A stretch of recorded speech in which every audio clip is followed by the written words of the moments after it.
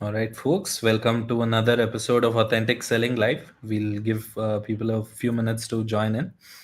Uh, with me, I have Richard Purcell.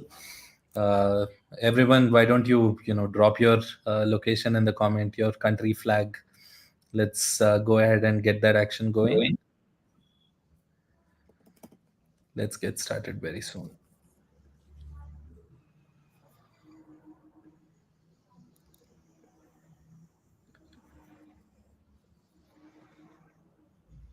All right.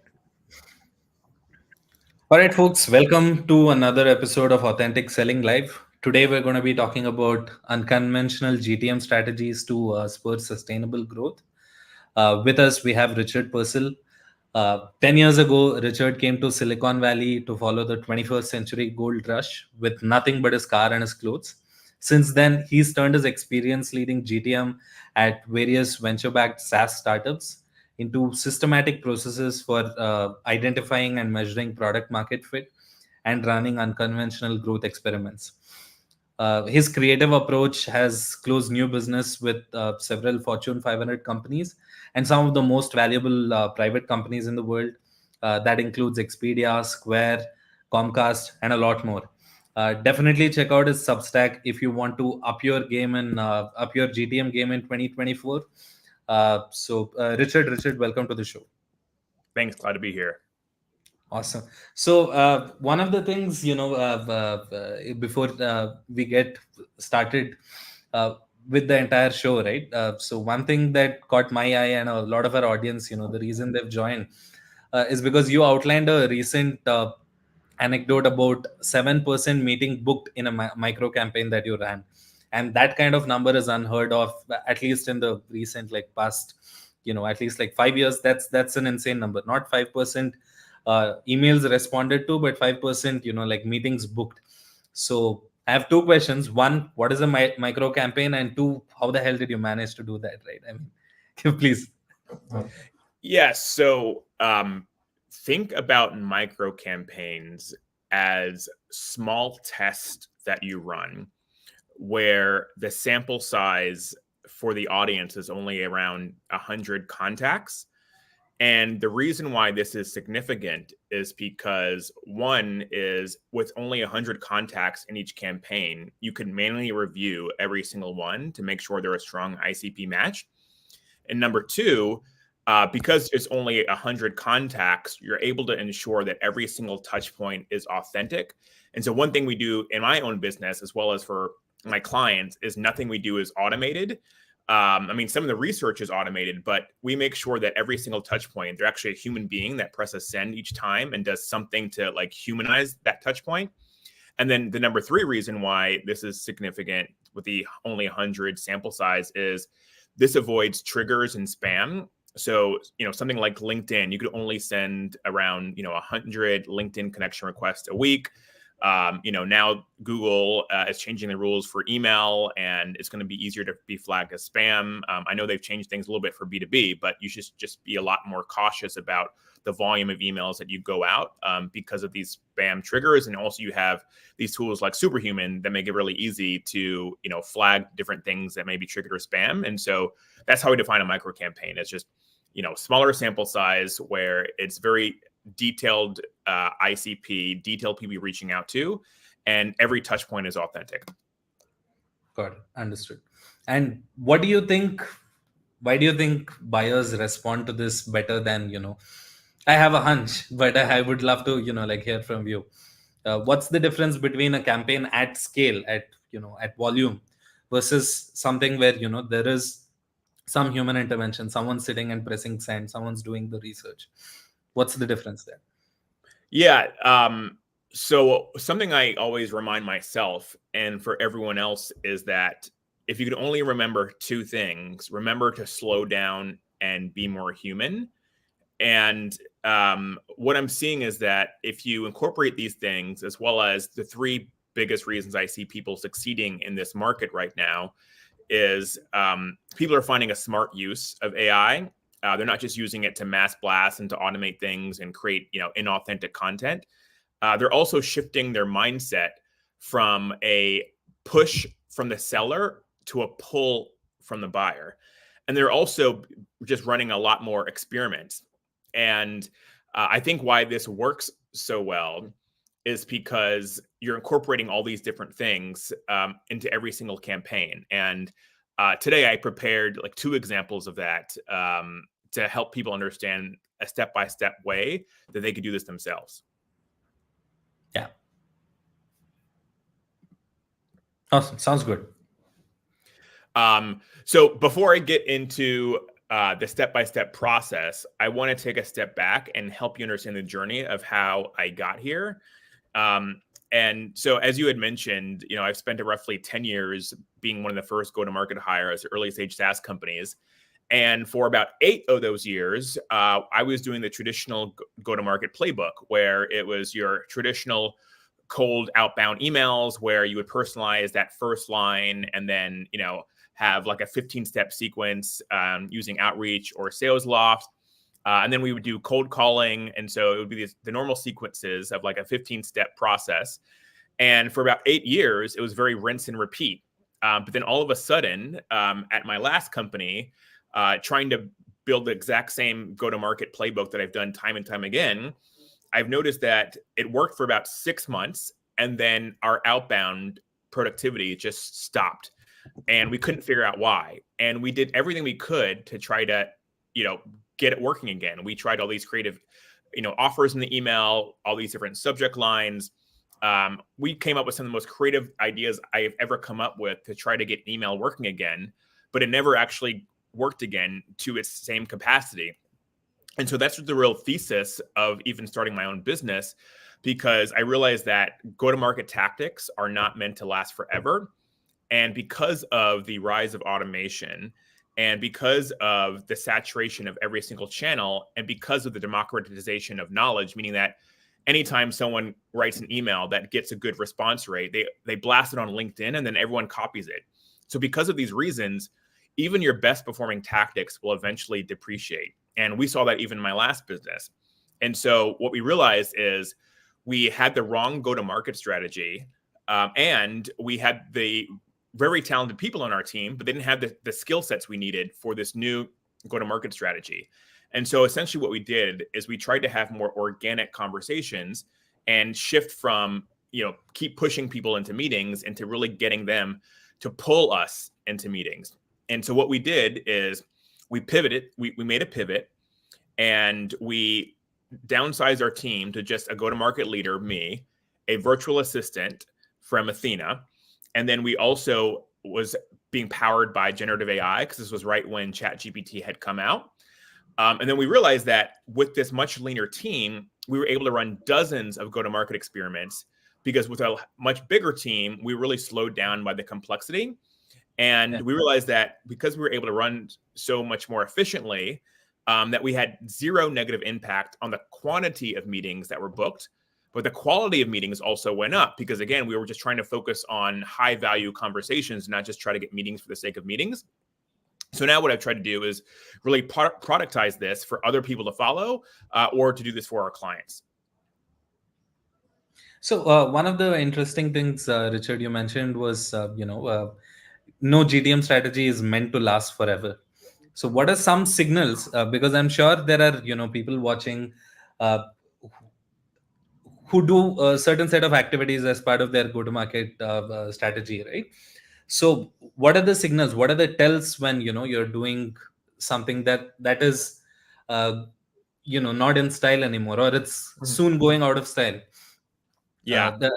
I know response rates, close rates, those are lagging indicators, right? How do you read the market? That's what I mean to ask. Yeah, you're right. I mean, by the time you see that you have a lower close rate or that customers are churning, it's probably too late. And so what I like to do is look at the leading indicators higher up in the funnel and look at some of the funnel metrics, just like leading up to that initial sales opportunity. So one of the key things that I would look for is not just response rate, but actually the percentage of people that respond positively. Because a lot of times when I evaluate companies, they'll tell me, oh, we have like a 3% reply rate from our emails. But then when I double click, the vast majority of those people are either saying unsubscribe or, not a fit. And so to me, that's an indicator that you're either contacting the wrong person or you have the wrong message. And then I would also look at what's the conversion rate from first meeting to second meeting. And so I would look for, at the minimum, 50% of those first meetings convert to second meeting. Because if not, that just shows that you're not having high quality conversations. And again, meaning you're not targeting the right people. Absolutely. So one of the, this was a funny post I was reading on LinkedIn.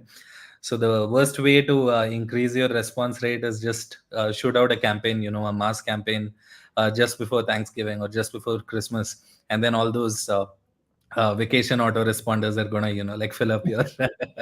That's a bad way to, like screw up your numbers. But there are, more sustainable ways to do this. I think that's what your next slide is on. I'll let you, take it away. Yeah. And, the reason why I'm showing this slide is don't just take my word for it. I want to just show you what the results look like when you incorporate some of these learnings into your own campaigns. And so, as you had mentioned, I talked about this on LinkedIn, but, that campaign that I mentioned that got 7% of contacts to book a meeting, that was only after 3 touch points. But, in the last time since I booked that meeting, we're continuing to run this campaign. So now it's gone from 70% of contacts booked a meeting to 20% of contacts booking a meeting from this campaign. And the sample size started out with only 60 contacts. Because again, these are people who we know are very strong ICP matches, and we have an authentic way that we're reaching out. And so most people are happy with just a 3% reply rate to an email. But what we're saying is 20% of the people in the sequence booked a meeting. And then we know these are high quality conversations because we found that the people that are booked in this campaign close at a 50% higher rate than the benchmark.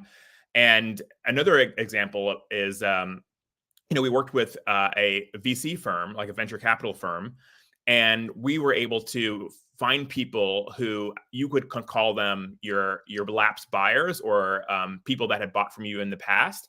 And we reactivated them with SMS in a very tactful way. And we found that compared to LinkedIn and email, SMS was the highest performing channel. And because our audience was so detailed and we had the right message, 3% of the people we contacted converted to an investor. And again, these people, spend $250,000 at minimum, investing in this fund. And so there's just 2 examples of the results, just so I show some credibility. And now I can move on to show you exactly how you do this yourself.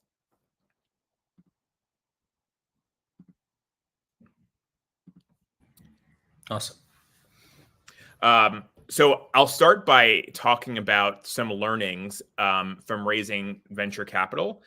And the things that this taught me is that, number 1, cold outbound does not always work. Number 2, I've learned the power of the soft sell. And again, it's more about getting more pull from the buyer than push from the seller. And then number 3 is that SMS can actually work as an outbound strategy, but you have to keep these things in mind. You need to make sure you have a strong brand. You need to make sure you have an existing relationship with that person. And you need to make sure that first text is extremely soft and allows that person to opt in to a follow-up text. And so here's an example of how we ran this campaign, where the strategy was to ask for referrals of their best customers. And again, their best customers were just people who had invested in them in the past. And we started with an audience, and we just looked for people who had gone a long time without being contacted. And we looked for signals in their contact record to show that there was some kind of strong intent. And maybe it's because they opened up emails or they clicked links in emails. And so what we did is we had the first email be about relevance, where the first line of the email said, I noticed that you made an investment 3 years ago, reaching out today to ask for someone in your network that might be interested in investing in our fund. And what's key here is we're not actually asking them to buy. We're actually asking them to just refer people. And so that's a little bit of a softer sell. And then we also had a very soft call to action at the end, where we're not asking for a meeting. We're just saying, if you have any questions, please just let us know. And then 5 days later, we sent them a text. And that first text introduced myself, introduced the company. And we said, is it okay to text you as a follow-up to my previous email about closing our fund? And then if they opted in, the next the next text was something to the effect of, our fund is nearly subscribed. We're trying to leave some space for people that you want to refer. Does anyone come to mind? And what's really ironic about this is that even though the strategy here was to get referrals, the people that converted to an investment actually were people that were in this campaign. So that just shows that if you have a very soft way to reaching out and you actually don't ask for the sell, that people would opt in to that sell because they're so curious about it. Yeah, I think I've heard this being termed as unselling, where you reach out to someone and you like make it seem like you're doing them a favor, saying if someone who's looking at investing somewhere, this might be the right fund to park it in, right? So it seems like you're offering them a favor rather than asking them for one, and then they're more attracted to help you out or do you a favor, right? Yeah. I think that's a little bit of the human psychology going into it. Yeah, and I just want people to realize that this same strategy can be applicable in B2B SaaS, because I'm sure you have a lot of customers that have either bought from you before, or maybe they've churned for some reason, but maybe they still have a good reputation about you and your business, and you could be able to reach out to them in very authentic ways. And some of those people may actually either refer people they know, or they may say, hey, I'm really curious, how do I actually buy? Yeah, that's brilliant. And so I want to move on to the second micro campaign that I want to walk through. And this is the campaign that has generated 20% of the contacts booking a meeting. And so we've run dozens of experiments over the last year for our clients. But one of the things we consistently see is that the best performing experiments are anything that looks like a referral, or it looks like, it's someone within your network. And so what we try to do is that even if, our client doesn't know someone in the first degree, we somehow try to reach out in a way that makes it look like it's someone coming from your existing network. And, one of these campaigns was engaging the alumni network of people on the executive team. And the strategy here was not so much to ask for a sale, was to ask for product feedback about a new feature that they were rolling out. And so again, it's a very soft sale. It's trying to get more pull from them versus pushing them to a sale. And so what we did is we analyzed the extended alumni network of the executive team, and we found people that matched the ICP. And this initial sample size was extremely small. It was only 59 people, because again, we wanted to start small, lower risk, be very authentic, be very specific. And the first touch point was a LinkedIn connection request from one executive to the other. So, on the seller side, one of their executives reached out to another executive on the buyer side, and we acknowledged the connection to the alumni, had a very, quick intro. Again, don't sell in that first note on LinkedIn. And then if they accept, you're sending them a message to opt in to learn more. And so here's exactly what we said. We said, hey, Richard, glad to connect post Columbia. I'm pulling some folks in a lead up to a big AI launch. Mind if I ask you a quick startup related question? And then if they opt in, the next message is, stating a big macro problem, saying, I realize it's really hard to cut the noise when every channel is saturated. We're building AI to solve this. We are doing something really interesting to solve this. Would you like to learn more? And so every single touch point, you're trying to get them to opt in to the follow-up message. And so what we found is that a lot of people were opting in to learning more. And it created these like back and forth engagements over LinkedIn DMs that ultimately led to a meeting. And then we found that, a large percentage of those first meetings that were geared towards product feedback converted into sales opportunities. So in both of these campaigns, one pattern I'm noticing, right, is across messages, your goal seems to be in starting a conversation rather than booking a meeting. Booking a meeting is the thing that happens, right? It's a byproduct. I think that's one of the changes in mindset that's required for us to see success in campaigns like this. What you really want to do is get your prospects, get your buyers to open up and engage in a conversation with you. Part of it can happen on LinkedIn, part of it can happen on SMS, and eventually when it blows up, it can go over to a meeting. I think Yeah. that's one of the things that stands out in both of these to me. Yeah, and that's a great observation. And one of the really fascinating things about this campaign that I'm showing is that the prospect actually made the request for the meeting, and it wasn't the actual buyer. And so that just shows that this shift in mindset really works. And this is why we had such higher conversion rates for every stage of the funnel, because it's them opting in every single time. Yeah. This is the pull thing that you're talking about, right? Instead of pushing as a salesperson, as a sales team, how do you make buyers pull? I think even Gartner and McKinsey talk a lot about this concept, right? There are two ways to like sell more. One is to actually go out and sell more, and the other way is to make your buyers buy more. And that's exactly what these campaigns are doing. Yeah.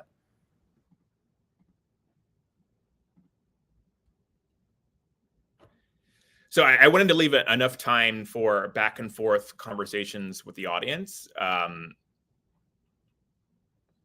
So I'll leave room for this, for the Let's questions. see if the audience have any questions. So I had one. So uh, my question is, so these are two new channels, or at least LinkedIn is a popular channel, but it's not as popular as email or cold calls, right? I've seen enough and more hot takes where people say, is cold calling dead? Is LinkedIn dead whenever there's a change in the algorithm? How do you think, and is email dead? I've seen that too. So how do you know if you have to experiment with the channel itself, or when is the time to experiment with your messaging or the way your sequence or cadence is set up versus experimenting with the channels as a whole? Hmm. I think you have to experiment with both the message and the channel. But when I think about the major pillars to get right for outbound, I think about audience, message, channel. I think that those are the three main things I think about. But out of those three, I think the audience is actually the most important. Yeah. And so it's more about which channel is going to find us the audience of these high value contacts. And so that's the first thing that you should be thinking about. And then, I think it's just about once you find that channel that has your high value audience, that's when you can start to experiment with the different messages or offers. Understood. No, that's a really good point. People generally, when we're building out campaigns, we think about all of these three things, but it's important to keep the people at the front and center, right? And then you build around it. Even in some of these experiments which you just outlined, so you do use different channels. You use SMS and email, in conjunction with each other, and that's a really good point about you meet the audience where they are, rather than choose the channel and then see what audience falls into that bucket. Yeah.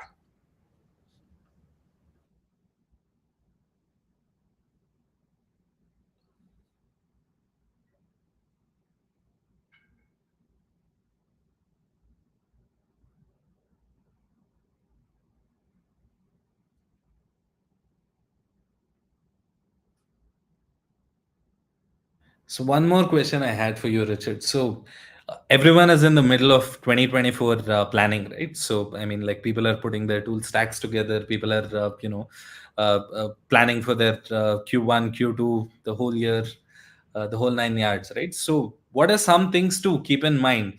How do you build out or update your strategy to, what 2024 has in store for us? So that means, how do you adopt AI? How do you put together your tool stack?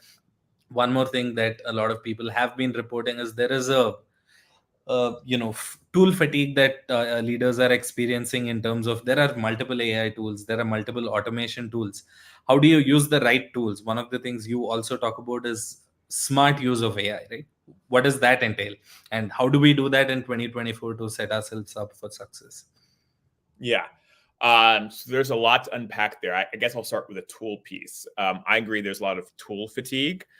And the tools that I could not live without is ChatGPT and LinkedIn Sales Navigator. Everything else I could live without. And granted, a lot of these tools we use are actually valuable, but I couldn't live without those two things. And as you're thinking about planning for 2024, the way I would think about it is like, think of it from a quarter by quarter basis and try to consider what that revenue goal needs to be for that quarter, and then work backwards on what you would need at the top of the funnel to get there. Because I think what companies should think about is how that they need to constantly run experiments to diversify the risk in their pipeline, because they should anticipate that every single channel that's working today will not work 3, 6, 9, 12 months from now. And so, they should leave space in their go-to-market strategy to run experiments and try to find that next channel that will be their next S curve, and continue to double down on the channels that are proven.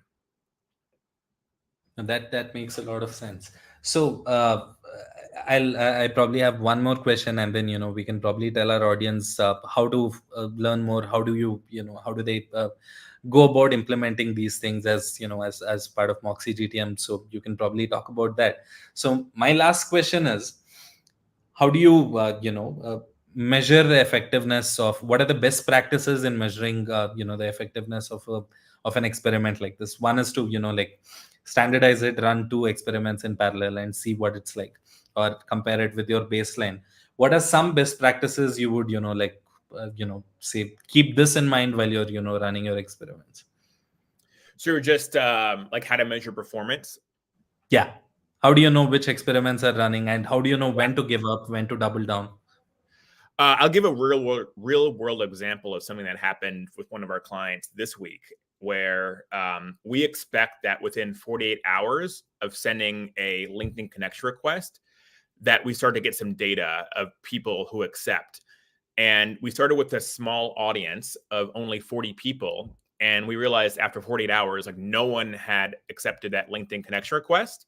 And so for us, that was a big red flag, because it showed that we were either targeting the wrong people or with the wrong message. So we paused that, and then we like rethought the whole strategy. So that's like one example of just being mindful that you should be getting real-time feedback of some of these campaigns. And then also, like you had mentioned, you also want to just start every experiment with a hypothesis, and you either want to use a benchmark, or like what you had done before as the control group, or you want to just test this against something else simultaneously.